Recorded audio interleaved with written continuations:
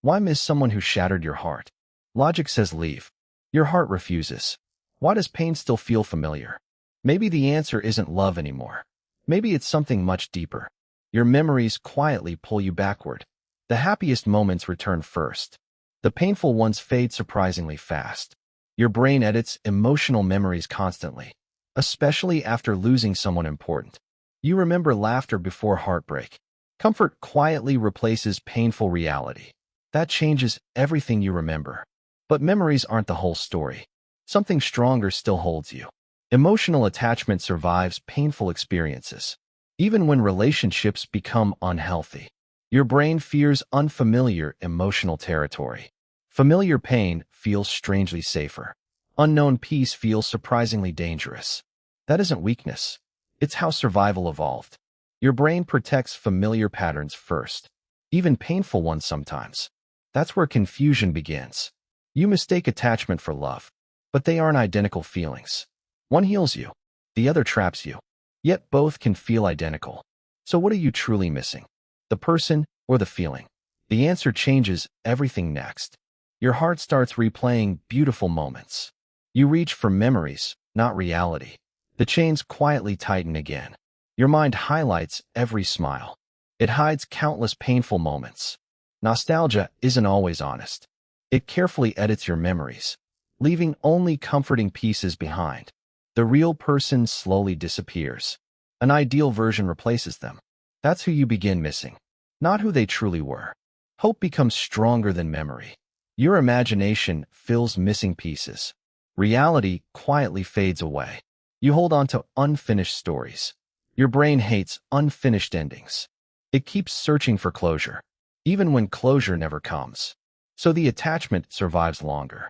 Not because love survives, because questions remain unanswered. What if they change someday? Before you even realize it, your past begins rewriting the present, which means nobody hears your words exactly the way you intended. They hear them through a lifetime of memories that only they have lived. And that realization changes everything about what it truly means to be understood. The real misunderstanding begins long before someone responds to you. It begins the moment their brain starts interpreting your words. Instead of hearing your reality, they compare it with their own. Every memory quietly asks, have I experienced something like this before? If the answer is yes, your message gets translated through that memory. If the answer is no, the brain simply guesses what you mean. That's why two people can witness the same conversation differently. Neither person is necessarily lying. They're experiencing two different versions of the same reality. Psychologists call this naive realism. We naturally believe we see the world exactly as it is, but everyone else believes the very same thing. That creates an invisible conflict almost every single day. We don't just defend our opinions. We defend the reality our brain has constructed, which explains why arguments often feel impossible to solve. Both people believe they're simply describing the truth, yet they're describing two different mental worlds. The more emotional the memory, the stronger the distortion becomes. That's why painful experiences never stay completely in the past. They quietly shape conversations happening right now, sometimes without either person realizing it. Scientists discovered another surprising psychological illusion. It's called the illusion of transparency. We assume other people can easily understand what we're feeling. We think our emotions are far more obvious than they really are. But most of what's happening inside us never reaches the outside. People don't see your intentions. They only see your behavior. One small choice becomes healing. Your reflection finally feels familiar, not because they returned, because you returned yourself. That's what healing really means. The past loses its power.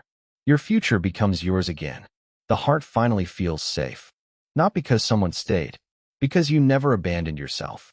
That's the deepest kind of love. Sometimes goodbye becomes your greatest gift. What helped you finally let go?